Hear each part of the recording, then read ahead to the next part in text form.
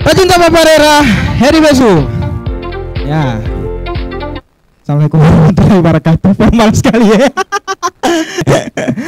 Oke, baik. Selamat datang kembali di channel kami DK1419 channel yang sudah lama tidak upload karena ya ada beberapa kendala yang membuat kita tidak bisa mengupload video. Dan kita juga sementara menetralkan masyarakat yang baru saja melihat podcast kita yang sebelumnya. Yang apa itu ya begitu. Jadi alhamdulillah di sini saya kedatangan tamu, bukan kedatangan sih, memang ada paksa suruh datang. Ada paksa suruh datang ke sini. Beliau ini orang yang sangat luar biasa, yang track recordnya sudah banyak dan sekarang dia berkuliah di salah satu universitas yang sangat ternama. Bukan sangat ternama, mantep tangan tidak. Kurang gaji. Jadi mohon maaf ini ya, karena orang baru saja upload lagi podcast. Ini bukan podcast sih, sebenarnya lebih kayak bincang santai antara dua orang yang luar biasa ini dan saya. Ya begitu. Oke, langsung saja kita ke orang yang paling luar biasa ini. Siapa DP nama? Kita orang interogasi dulu. Baik, siapa namamu? Oke, makasih Kak Reski. Apa ya? Oke, paling jangan terlalu dekat dulu. Ya. Oke, bagus. Mohon maaf ya, agak kurang ngerti soalnya. Saya Rahmat Pakaya, asli orang Gorontalo juga, orang Powato. Tepatnya di Soginti Paguat. Mungkin ada orang yang tahu ya. Kayaknya sih pasti banyak yang tahu Soginti, amin. Oh, baik. jadi sambil promosi daerah asal nih Kak. Dia ini mentang-mentang tinggal di Jakarta baru dia tapi masih bisa kalau logat-logat sih masih bisa. Nah, itu logat biasa tuh sekali. Oke. Terlalu tapi tidak apa-apa sih karena sudah banyak track record yang luar biasa yang sudah di IO-nya. Jadi tidak apa-apa dia sudah jadi orang Jakarta. Oke, jadi Kak Rahmat ya? Biasa dipanggil? Biasa dipanggil Rahmat. Tapi kalau di kampus itu ada nama unik sih sebenarnya. Mamat, Mat, Rahmat, Pakaya, pokoknya terserah Raka. Kalau Raka dapat dari mana? Kalau Raka itu nama pramuka. Oh, nama pramuka. Oh, ternyata beliau ini anak pramuka, guys. Jadi orang ini tidak asal-asal mengundang tamu. Jadi seperti yang sudah dijelaskan pada konten-konten sebelumnya, kita ini berdasarkan bintang tamu kita berdasarkan orang-orang yang pernah menggeluti di dunia kepramukaan. Jadi Tika Rahmat ini pernah pramuka ya? Pernah. Oh, pernah pramuka. Sejak kapan Tika Rahmat ada ikut pramuka? Ikut pramuka sejak SD sebenarnya Kak Reski. Tapi karena karena di SD kan dulu belum tahu ada tingkatan-tingkatan. Yes. Nah, mulai aktif paling terhitung pas MTS. Oh, MTS. MTS atau setara SMP. Jadi coba diceritakan dulu bagaimana waktu ikut pramuka. Beliau ini anak pramuka sebenarnya, cuma ya anak apa tahu. Oke, jadi bagaimana Kamat berawal pramukanya itu dari mana dan sampai mana, akhirnya jadi bagaimana? Dan sebelum orang masuk di Tika Mat ini dari mana, kuliah di mana, sampai prestasi apa? Memang beliau ini sangat banyak prestasi. Nanti saya akan barabakan sebentar. Oke, alhamdulillah sudah dibarabakan di sini. Saya sangat bersyukur ya Kak Reski ya. Paling kalau cerita awal pramuka itu kan SMP, MTS ya. Dan Kak Reski ini sebenarnya tahu perjalanan di pramuka seperti apa itu Kak Reski. Salah satu orang yang pernah terlibat dalam perjalanan yang luar biasa itu. Mungkin kalau saya bisa cerita sedikit, awalnya gabung di pramuka kan MTS itu awalnya cuma iseng di sekolah ya, ada latihan pramuka dari pembina pramuka dan akhirnya ikut, terus kemudian membuat mimpi-mimpi gila. Waktu itu kita pernah buat mimpi-mimpi gila kan. Iya. Menjelang buka puasa saya ingat betul itu di Taman Paguat ya Kak Reski ya. Tepatnya di Deker ya. Tepatnya di Deker. Pokoknya di situ orang bakar lota. Bermimpi macam orang gila. Dan akhirnya setahun kemudian mimpi itu tercapai. Oh iya. Tercapai, ada hal yang luar biasa yang mungkin dibarabakan ya Kak Reski ya, bukan mungkin ya mungkin bisa dibarabakan karena sombong itu harus karena sudah dilalui itu jangan pernah bercerita kepada orang lain sebelum mengerti dan merasakannya sendiri karena orang sudah merasa jadi sajak pun karena orang sudah merasakan kan ininya ya harus diceritakan. Jadi waktu itu ada sesuatu yang luar biasa. Ternyata karena mimpi gila itu akhirnya tercapai di tahun berikutnya, tahun 2016 itu saya ikut PPMN ya Kak Reski. Waktu itu ikut PPMN. Apa itu PPMN? Oke, Perkembangan Pramuka Madrasah Nasional. Wow. Waktu itu kan di Maluku. Terus yang bikin saya kaget juga ternyata sebulan kemudian diutus Jambore Nasional di Jakarta. Keren. Itu Jadi, berawal dari Deker. Jadi ceritanya berawal dari Deker. Jadi kalau mau dapatin Kak Rizky pasti Deker. Karena mimpi-mimpi gila itu ternyata terjadi jadi Deker. sesuatu yang luar biasa kan. Terjadi di dari Deker itu. Mimpi-mimpi gila itu bisa apa ya Kak Rizky, bisa dimanapun kita berada kita bisa bermimpi. Bahkan mimpi anak-anak yang seusia kita waktu itu Kak Rizky yang cuma duduk-duduk di Deker dan akhirnya bisa tercapai. Kalau mungkin di Pramuka ya apa ya, sepak terjangnya seperti itu ya Kak Rizky ya. Terus kemudian juga perjuangan ikut seleksi bintang teladan waktu itu. Bintang teladan. Kak Rizky basusul naik motor tengah malam mimpi uji. Intinya jadi ada yang belum tanya email.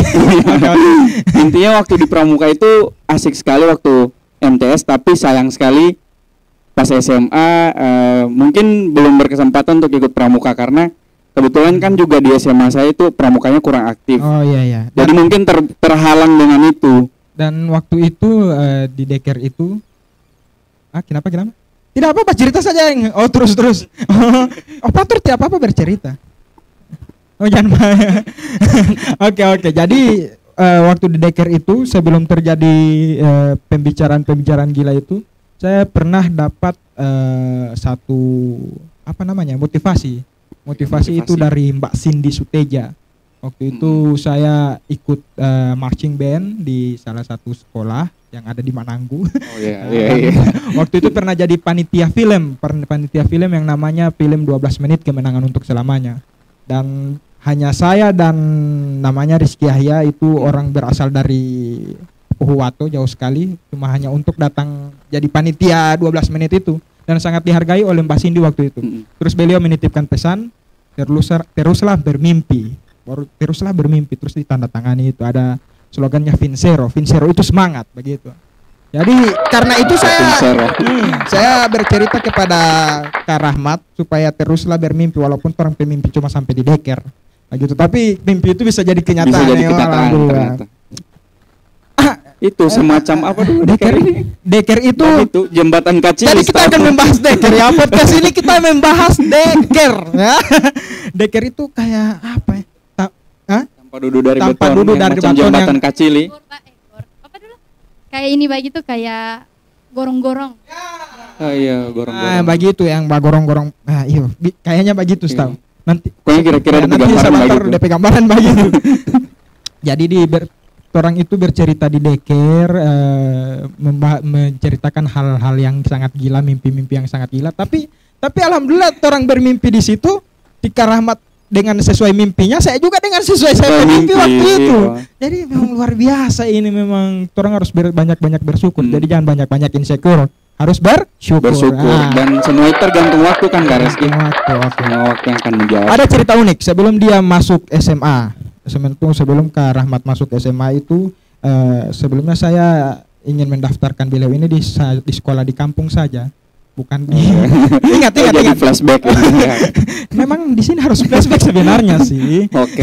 Sebelum masuk kalau kilas balik kan. Ya, kilas balik dulu orang dengan perjalanan ini ketika ya sudah perjalanan di salah satu universitas yang gagah ini, nanti Tika Emil akan menuntun itu. Boleh. Waktu itu saya bersikeras dia harus sekolah SMA di Paguat atau di Marisa begitu, karena ya saya cukup dekat dengan keluarganya, dan waktu itu ya kita berbincang tidak usah amat ini mau kuliah di sekolah itu. So mau spoiler ya, DP sekolah mana? SMA Wirabakti. Coba bayangkan itu SMA Wirabakti yang dia mau suka ini, kasihan kalau kontoran atuolo, maksudnya mohon maaf Kak Rahmat ini dari salah satu ya begitulah, mungkin belum bisa turun ini akan terserah, pokoknya bagus saja, tapi jangan insecure dengan hal seperti itu. Akhirnya Kak Ahmad sekarang jadi yang sangat luar biasa sekarang begitu. Mungkin saya dengan keluarganya berbincang-bincang tidak usah saja, tapi dengan tekad yang kuat untuk meraih mimpi-mimpinya, akhirnya dia bersekolah lagi di SMA 3 SMA Wirabakti. Jadi bagaimana cerita itu? Oke, itu cerita itu sebenarnya Kak Reski ini kalau perjalanan saya MTS sampai menjelang SMA cukup banyak tahu ya. Soalnya saya ini dia jaga culik tengah malam. Maksudnya kalau ada api unggun, ada kegiatan pramuka, pasti saya diempangi, Deng. Kayak apa ya, unsur dari orang tua selalu percaya karena mungkin selama saya kenal Kak Reski juga berkenal baik, tidak pernah ada masalah masalah yang besar dan lain-lain. Karena kan, saya menyelamatkan dia dari ini tidak akan terjerumus di hal-hal yang iya, begitulah. Iya, ya, begitulah. Terus akhirnya masa lalu yang sangat kelam ya. Okay. Akhirnya daftar di Wirabakti, waktu itu tes. Kak Reski juga ikut kan waktu itu. Dia ikut, temani saya ikut tes. Dan ternyata masuk Wirabakti kan mahal. Harus kurang bayar, lebih itu dia. harus bayar. Kurang lebih 20-an juta ya. Iya, itu sampai saya berdiskusi dengan keluarganya yang sampai ya katanya ya udah tidak usah mengubur impian. Tidak usah ngalah sekolah situ, karena ini begitu, tapi ya. Tapi saya di orang kan apa ya, pendendam, maksudnya dendam dalam artian baik. Iya. Jadi segala sesuatu yang saya inginkan itu ya terserah orang lain mau berkata apa, saya tetap fokus pada tujuan. Dan alhamdulillah karena fokus pada tujuan, karena punya pendirian, akhirnya diberikan kemudahan. Ternyata terjawab setelah saya dinyatakan diterima di SMA Marisa waktu itu Kak Reski. Setelah saya dinyatakan diterima di SMA Marisa, siang itu juga saya dikabari oleh pihak Wirabakti ternyata saya dapat beasiswa full. Alhamdulillah. Dan jadi alhamdulillah. Nah, situ saya sudah biarkan dia berkarya. Kalau senior satu bilang saya itu fokus berkarya. Jadi selama di SMA Wirabakti itu dia dapat beasiswa alhamdulillah, dan akhirnya menjadi orang yang terpopuler juga ya di SMA Wirabakti, jadi ketua angkatan dan lain sebagainya kan. Setelah itu beliau ini lagi berdebat lagi kita pas mau masuk perguruan tinggi. Tidak usah jalan kuliah jauh-jauh amat. Pokoknya intinya Kak Reski itu jauh bikin bimbang karena tak usah ngana ingat anak pemama, ngana ingat anak. Pokoknya semua dia sumpah yang suruh ingat kamar. Jadi artinya ada pembimbangan juga. Artinya itu itu supaya membuat stimulus sejaga stimulus. Iya, membuat menstimulasi kepada Amat supaya lebih semangat lagi untuk mengejar mimpi. Artinya betul. Sebagai cobaan. Itu bukan dalam artian tidak dalam artian halangan. Iya, atau tidak memberikan apa begitu, tidak memberikan dukungan atau lain. Tapi kan sekarang Bapak sudah membuktikannya kan. Dan sekarang Ahmad ini berkuliah di salah satu universitas yang sangat luar biasa, yaitu UI, Universitas Indonesia. Bukan sangat luar biasa. Jadi sekarang Kak Ahmad ini berkuliah di Universitas Indonesia dan pernah banyak sekali prestasi-prestasi beliau ini. Pernah jadi, sebenarnya ini bincang santai atau bincang prestasi Kak? Jadi saya ini seolah-olah dijebak saya di sini. Dan beliau ini pernah jadi duta bahasa, luar biasa. Duta bahasa 2020 dan beliau juga pernah jadi anggota BEM. BEM UI. Orang Gorontalo, Bos. Orang Gorontalo datang dari Soginti, kuliah di Jakarta jadi BEM. Jadi anggota BEM, kan jadi BEM. Jadi anggota BEM di Universitas Indonesia. Oh, luar biasa. Jadi ini bisa jadi motivasi bagi kakak-kakak yang lain, kakak-kakak penegak yang mungkin masih bimbang kita mau kuliah atau tidak begitu. Tapi sekarang Kak Ahmad bisa membuktikannya. Kak Ahmad bisa kuliah di Universitas Indonesia walaupun beliau hanya anak dari satu desa yang begitulah, tidak banyak diketahui orang-orang yang di sana. Maksudnya yang di sana bukan yang sedang di Gorontalo kayaknya. Apa itu? Maksudnya desa kelahiran saya itu bukan terpencil karena tapi fasilitasnya mungkin masih bisa dikatakan kurang. Gitu. Ya. Selain itu prestasi di Kak Ahmad apa lagi barabakan di sini? Prestasi apa ya Kak Reski? Maksudnya di SMA kah atau di mana? Ya, kalau di SMA di Wirabakti ya kita orang sudah tahu lah, mungkin banyak sekali. Apa lagi? Apa ya? Di Wirabakti. Kalau di Wirabakti mungkin jujur di Wirabakti itu pernah jatuh Maksudnya pernah juara 5 di kelas kayak apa ya, mungkin itu menurut saya termasuk turun karena awalnya saya bersyukur masuk 3 besar tapi akhirnya tiba-tiba pernah juara 5 jadi itu sempat jatuh juga tapi akhirnya bangkit lagi Kak Reski di kelas 12 bangkit lagi ya alhamdulillah masuk kalau di Wirabakti masuk juara umum. Juga alhamdulillah juara umum dia apa sombong sekali. Terus juga waktu itu pernah ikut perkembangan Rois Nasional tapi bukan mencap diri sebagai orang agamis tapi waktu itu pernah ikut Rois Nasional. Mungkin itu pencapaian yang luar biasa karena sampai tingkat nasional sih Kak Reski. Oh luar biasa. Kalau di ini duta bahasa, selain duta bahasa apa lagi? Duta sampo lain. Bukan. Jadi ini kayaknya saya harus baca CV ya kalau kayak apa ini kan. Oke, paling prestasi apa ya? Ya duta bahasa. Terus selain duta bahasa juga waktu maba itu alhamdulillah saya termasuk salah satu mahasiswa baru terpilih dari 400 lebih yang mendaftar. Jadi waktu itu jadi peserta magang BEM UI. Jadi awalnya saya magang dulu di BEM. Jadi waktu berarti ada sistem magang ya? Iya, ada magang dulu. Tidak ada gaji. Tidak perlu digaji. Oke. Waktu itu magang, terus juga apa ya? Sebelum masuk UI, maksudnya sebelum mulai kuliah itu pernah ikut lomba menulis kisah inspiratif dari Unpad. Alhamdulillah waktu itu juara 1 nasional. BTW, Tikamat ini jurusan apa? Iya. Jurusan apa? Oke, kalau jurusan di UI Sastra Indonesia. Sastra Indonesia. Jadi dia jago bekeng-bekeng sajak. Aduh, belum tentu. Senja menyapa. Aku tahu kau tak bahagia. Oke, mungkin ada Tika email mau tanya? Baik, terima kasih untuk Tika Rahmat. Oke. Tika Rahmat. Perkenalkan Oke guys. Perkenalkan Kak Rahmat. Nama saya Imel Hunawa atau nama lengkap itu Sri Melani Hunawa. Lahir di Marisa.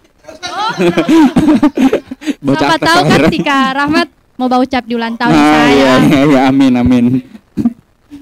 Jangan-jangan ulang tahunnya 2 hari lagi. Belum. Puasa tahu itu ulang tahun.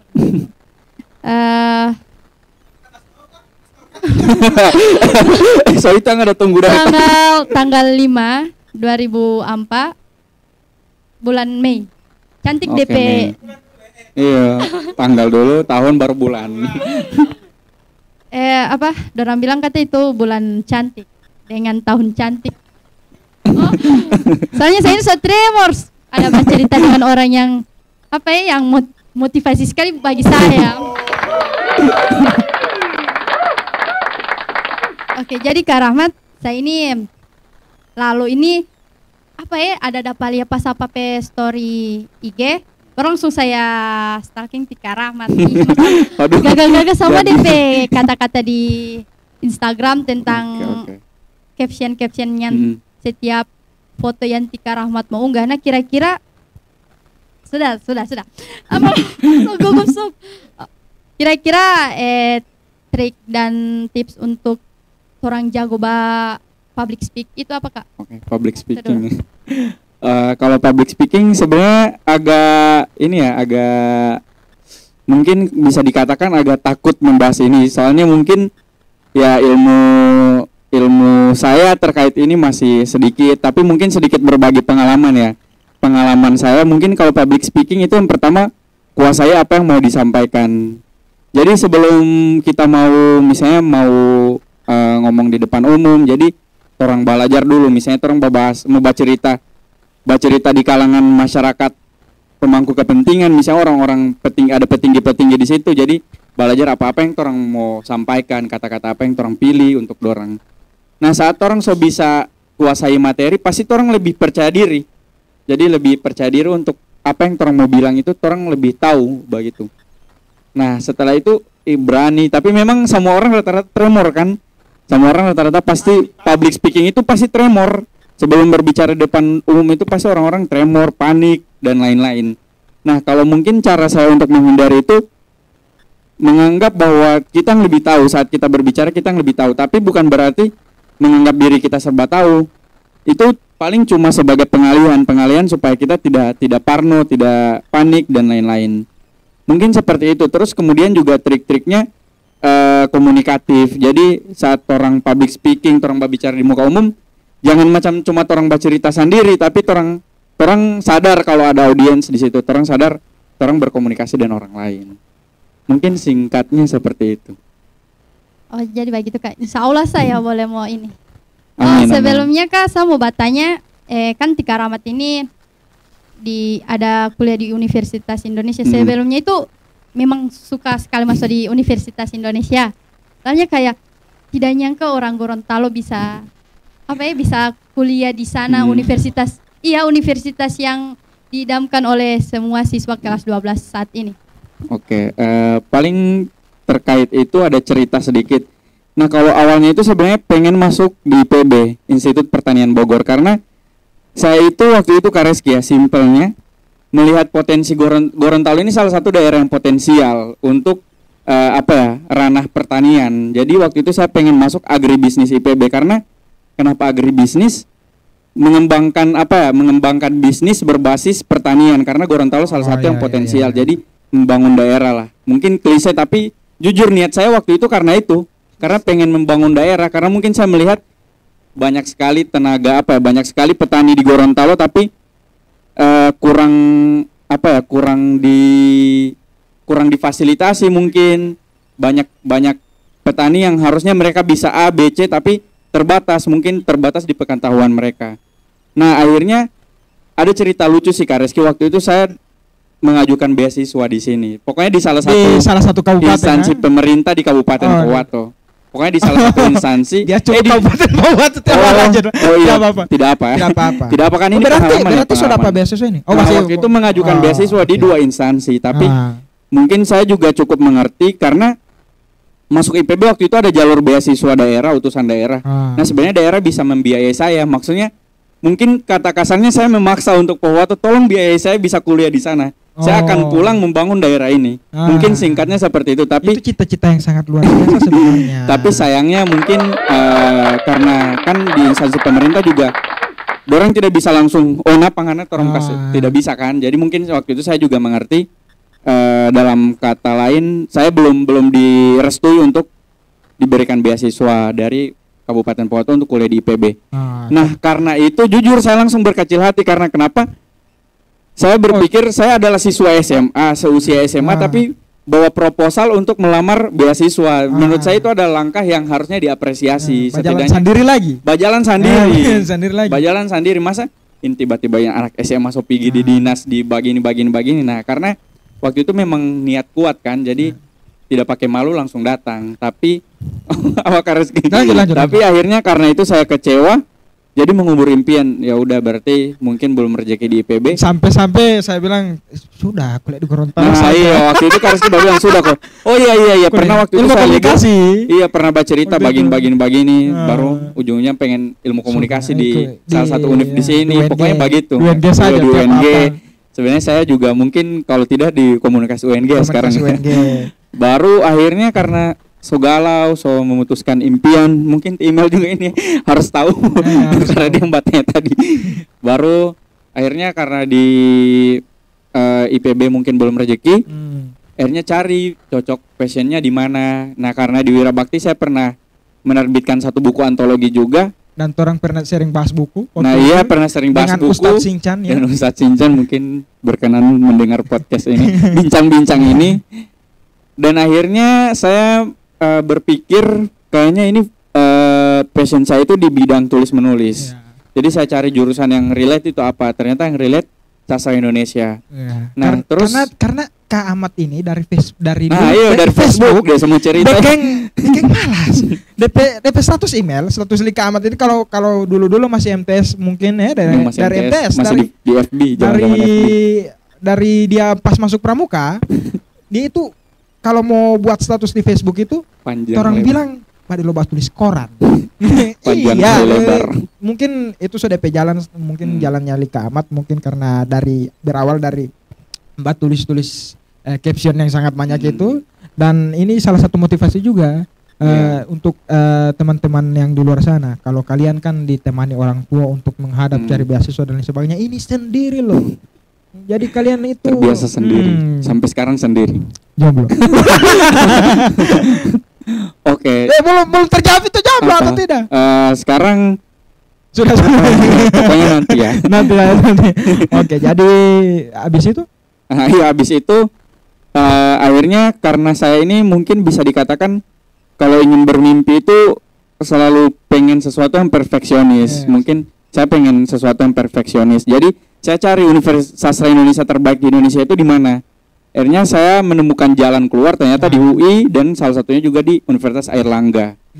Nah, karena saya berpikir kayak pasti Kak Rizky pernah dengar motivasi yang lebih baik mencoba daripada tidak sama sekali. Yes. Nah, akhirnya saya mencoba untuk daftar di UI di pada seleksi SNMPTN. Jadi saya daftar SNMPTN, masuk UI pilihan pertama dan pilihan kedua UNER. Sebenarnya kurang yakin karena jurusan IPA, sedangkan SNMPTN itu kan sangat minim kemungkinan dia bisa diterima kalau lintas jurusan. Dan juga di UI waktu itu angkatan sebelumnya yang diterima dari jurusan IPA hanya 2 orang. Jadi saya berpikir, waduh ternyata susah karena bersaingnya kan secara nasional dari seluruh penjuru Indonesia daftar. Tapi alhamdulillah karena modal nekat, modal doa. Jujur waktu itu saya modal doa. Modal torang jakas panas. Nah, iya, modal orang jakas panas. Karena jujur saya waktu itu pernah tersinggung Kak Rizky karena ada salah satu orang tua dari teman saya yang dia bilang kayak saya tahu ini siapa. Simpelnya emang mampu bisa kuliah di UI gitu kan. Nah, karena itu saya makin terbakar. Karena mental kan? Karena mental kasih kuat di doa. Jadi karena mental kasih kuat di doa. Akhirnya 8 April 2020 terjawab. Iya, dan orang kaget. Dan orang kaget ya. Orang kaget. Orang kira aku saya dulu. Dia yang lulus di UI. Karena terus mempersiapkan dengan Ustadz Sinjan, dia mau persiapkan untuk kuliah di UNG. Waktu itu di ilmu komunikasi. Sudah ilmu komunikasi saja kan. Dan podcast pertama yang kita buat di channel ini ya podcast kita. Di rumah saya kan. Terus persoalan pandemi yang ya waktu itu amat masih baru selesai keluar dari penjara suci. Penjara suci. Betul. Oke, Kak Rahmat. Kan banyak orang bilang kalau di UI itu pasti banyak artis. Nah, kira-kira banyak artis di sana, Kak? Oke, kalau artis sebenarnya banyak sih. Soalnya kan ada selebgram, seleb TikTokers. Artis banyak sih di sana di UI. Kalau mungkin artis-artis yang ternama yang sudah lulus banyak. Terus juga yang masih sekarang itu ada Amel Carla dari Eva, ada Kevin Sultan, ada siapa itu Kanesia itu siapa? Ya pokoknya Kanesia. Hai Kanesia, salam dari saya. Hukum. HI. HI juga ada Putri Indonesia tahun ini juga ada dari HI. Sebenarnya kalau artis banyak sih di UI itu, tapi mungkin karena mungkin orang-orang di UI tidak fokus siapa artis di sini. Menurut tidak cari-cari siapa artis di kampus ini, jadi ya siapa tahu kan. Tapi kalau artis ada sih di UI. Mungkin pernah baku dapa itu ya? Iya Pak, pernah baku dapa, kayak ini bagi tuh bahasa apa maksudnya itu artis. Alah, coba tanganmu. Kampungan sekali ya sayang. Kalau artis mungkin beberapa kali pernah ya, karena di kampus kan masih online, tapi pernah beberapa kali berpapasan dengan dengan TikToker, dengan TikToker semacam dia itu TikToker terkenal ini, tapi waktu itu pernah ngundang TikTokers di UI juga, tapi dia TikTokers yang fokus di kesehatan mental. Tapi sudah cukup terkenal sekarang, waktu itu pernah diundang juga. Terus juga pernah sudah lupa. Pokoknya pernah baku dapat, tapi yang artis-artis terkenal tidak pernah baku dapat secara deep atau bagaimana sih? Oh iya Kak, makasih. Alasan Tika Rahmat pulang sekarang ini ada apa? Sekarang pulang sebenarnya alasan utama karena rindu rumah, pengen pulang. Dan itu pun dia ini pulang sebenarnya pertama tidak bakal stop pada orang tua. Iya. Tapi pokoknya karena itu. Karena orang ada something, everybody something. Orang dua ada itu. Jadi ya tetap dipakai stop di Iya, mama. gitu. Kan sekarang ini lagi apa ya? Lagi musim kelas 12 untuk Mm-mm. offer tentang salah jurusan. Terus apa? Tak pikir mau jadi apa kita ini? Mau takutnya mau salah ambil jurusan. Nah, kira-kira bagaimana supaya meyakinkan hati itu di ini saja, di jurusan ini, di universitas ini? Ada tips nggak untuk saya yang sekarang Oke. berjuang keras untuk masa depan? Kalau misalnya tips itu apa ya? Pertama pahami apa yang sebenarnya orang mau sih, apa yang orang mau, karena jangan sampai kan beberapa orang macam dia pengen, kita suka ambil jurusan ini karena di situ DP anak-anak hedon, kita suka ambil jurusan ini DP anak-anak macam dorang terkenal atau ada siapa di situ, ada unsur, ada faktor-faktor X yang mendorong. Jadi pokoknya fokus, misalnya macam di email fokus suka di bidang apa misalnya. Misalnya suka di kedokteran. Nah, karena suka kedokteran berarti kasih yakin diri bisa di kedokteran. Jadi tidak salah jurusan, karena rata-rata orang yang salah jurusan karena babaku iko. Wawahe macam kalau Kareski ada cerita lain lagi itu sih. Pokoknya yang penting apa yang orang suka, apa yang sesuai dan orang yakin, karena memilih jurusan itu kan kadang susah perkara masa depan. Intinya yakinkan saja ternyata cocok. Dan kalau saya waktu SMA pernah ada salah satu guru yang bilang jangan lihat jurusan sebagai tolak ukur buat kerja, karena sejatinya jurusan itu perkara mencari ilmu, bukan perkara mencari pekerjaan. Ya, begitu ya. Begitu. Kalau saya poli jangan lihat jurusan. Jangan cuma lihat jurusan. Jangan cuma lihat jurusan itu. Tapi jangan sampai seperti TKSK. Kalau TKSK dulu di UI di FH, di Fakultas Hukum. Nah, dan terjadi tragedi, akhirnya memutuskan untuk kuliah di UNG. Waktu itu suka lagi dihukum, tapi kecoplosan di hukum yang lain begitu. Karena Tika kira ini ilmu hukum kemasyarakatan, ini hukum waktu itu hukum. Pas lolos di situ ada kuliah, ini ada pembelajaran. Ternyata PPKN. jangan sampai itu. Jadi DP tips selanjutnya itu selain dari Tika Amat, perhatikan baik-baik DP jurusan.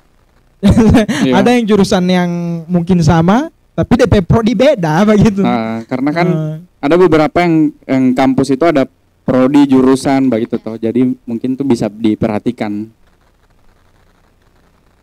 hal-hal spesifik. Kalau email rencana masuk di mana?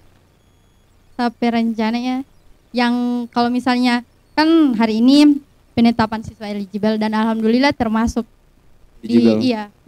Dan pilihan pertama itu di luar daerah di Yogyakarta insya Allah. Tapi DP apa? DP ambeseni. Tapi DP TKI itu adalah rahasia terbesar di saya buat TKI itu. Amin. Karena kan orang lihat sekarang itu sutradara perempuan itu kurang. Jadi selain apalagi kan film sekarang itu macam sinetron itu macam tidak masuk akal sekali. Saya itu suka menciptakan apalagi iya toh. Apalagi Aris. itu itu bukan sinetron maksudnya. Artinya bukan sinetron. Ibu-ibu sekarang sudah ekeng sinetron itu. Jadi karena reaksi ibu-ibu. Jadi oke, lanjut nih, Bang. Dan saya itu tidak tahu kenapa saya PKK bilang jangan pernah mencari pekerjaan yang cuman menilai gaji. Yes. Pokoknya apa yang email suka bikin, jangan fashion. Iya sesuai fashion. Yes. Baru saya itu dari kecil jaga nonton film dan jaga baca buku. Jadi saya itu kayak tertarik di dunia yang begitu kayak digital. Yes. Jadi insya Allah kalau misalnya lulus SN di Jogja tapi belum mau bilang DP universitas apa, intinya di Jogja ini kan ada gajah, ada isi. Jadi terus dapat tahu itu di antara itu. Oke. Dan kalau misalnya di daerah sendiri ambil ilmu komunikasi, Kak. Oh, di daerah sendiri ilmu komunikasi. Iya. Oke. Jadi ketika kalau di email nanti insya Allah mau jadi sutradara perempuan yang di email bilang tadi Bos Adiki DP orang, Kira-kira apa yang ti email mau bikin duluan begitu? Kira-kira dreams apa ti email nanti ketika kalau mau menjadi sutradara ataupun penulis ataupun apa yang ti email mau bikin? Mungkin untuk daerah ini, untuk apa? Untuk pramuka mungkin. Yang pertama Kak tentang daerah Gorontalo, apalagi kan daerah Gorontalo itu ikoniknya itu kalau malam pasang lampu itu kayak rame sekali. Tumbilatohe, Iya, yes. Tumbilatohe. Kayak apa DP nama itu kalau misalnya semua malam ada DP. Apa DP Ramakusu? Apa DP nama? Alikusu. Jadi torang olo tadi ada baca cerita tentang itu ti ibu dan torang saya juga mulia ini anak Gorontalo sekarang ini kurang sekali dalam berbahasa Gorontalo. Yes, itu loh ya mulut lama ating ulit tahu mulut dalam tajam tutam mulut dalam. Tahu sih tapi tidak bagaimana ini. Jadi untuk teman-teman yang ingin belajar bahasa Gorontalo nonton podcast bersama Karomin Pau ya, jangan lupa. Oke, lanjut. Dan yang kedua tentang Bismillah tentang anak pramuka. Yes. Saya juga suka mau bikin sebuah film tentang seorang atlet bulu tangkis yang berubah profesi jadi seorang penulis. Dan itu kisah saya sendiri. Oh. Dimana saya ya Allah di situ sebelum pandemi saya suka cita-cita jadi seorang atlet bulu tangkis. Cuman karena pandemi mungkin jadi terhalang. penulis. Iya. Oh, jadi karena ini dia coba singgung penulis ke email ini ke Amat. Mungkin Tika Amat so tahu. Jadi karena Tika Amat lo tidak ini Tika email ini penulis muda. Dia ini ada novel yang namanya Kansa. Novel Kansa, novel horor begitu. Jadi kira-kira mungkin email bisa kasih tahu sahabat Kamat itu nih novel apa itu sebenarnya itu Kansa itu. Dia bercerita tentang apa? Horor, psikopat dan lain sebagainya. Kita so bilang. Oke. Oh, jadi DP cerita itu masih masih cerita-cerita gawut yang saya ada buat. Karena kan kalau saya itu kalau sendiri itu tidak tahu mau baca cerita dengan siapa. Jadi pertama saya mulai batulis itu dari batulis hari ini kita malas sekali dengan dia soalnya macam buku harian baik gitu. Iya dia. Jadi di HP ini banyak sekali sampai aduh bismillah. Semoga tidak ada yang buka-buka ini. Jadi pertama begitu saya mulai batulis dan yang kedua itu saya batulis cerita Kanza itu terinspirasi dari saya petaman penama DPAD. Jadi DP cerita di Kanza ini dia pembunuh yang membunuh orang itu kayak gabut. Membunuh orang karena gabut. Coba bayangkan Amat. Coba Tika Amat bayangkan. DP pikiran saja so. Gabut. Ya, oke lanjut. Tapi hari ini dan sampai sekarang belum tahu mau buat bagaimana. Maksudnya kayak susah sekali mau bukan DP narasi bla bla bla bla bla bla bla bla DP percakapan dan dialog teksnya. Pernah ada bade empati Tika Rahmat sampai sekarang Tika Rahmat tidak balas guys. Mungkin karena Tika Rahmat terlalu sibuk. Bem kan. Terus sebelum diklarifikasi. Jadi ini Kansa ini sampai di mana? Baru di bab berapa ya? Baru lumayan lah. Belum ada depending ini Kansa kasihan. Belum Banyak yang mati. Seberapa orang yang mati nanti Kansa? Belum. Oke, jadi email juga mungkin bisa minta tips seperti Kak Amat itu seperti tadi Mbak pikir bagaimana ini mau kasih lanjut ini Kansa. Kalau kan ini bicara santai tuh. Kalau Tika itu mau curahkan semua Tika kekesalan mungkin soal cinta, soal ya lain-lain. Tika lo batulis, tapi Tika batulis itu lewat mau kasih jadi sajak begitu. Sajak DP nama nanti insya Allah kita akan launching sajak sadar ya. Sajak sadar itu. Dan salah satunya Tika Amat yang jabak kasih Tika tulisan. Jangan minta tips Pak dia, jangan Pak Tika. Karena Tika belum bisa batulis. Kira-kira Kak tips mau buat sebuah cerita itu DP narasi terbentuk bagus dengan DP kata-kata bahasa baku itu bagaimana Kak? Oke. Jadi sebenarnya ini saya agak tertekan ya. Ada Kak Reski yang pembuat sajak, ada pembuat novel, sedangkan saya bukan pembuat apa-apa di sini. Pembuat koran. Tapi mungkin sebelumnya klarifikasi dulu yang tadi. Ya mohon maaf langsung ya ketemu di sini langsung. Waktu itu saya ingat juga pernah di DM Kak Reski, waktu itu saya di DM terus minta tolong. Nah karena waktu itu saya minta file dalam bentuk Word dikirim di email. Nah karena kebetulan ini di HP saya bisa dilihat buktinya. notifikasi buat email itu kan dinonaktifkan buat email. Jadi pas emailnya masuk itu mungkin tenggelam dan lain sebagainya.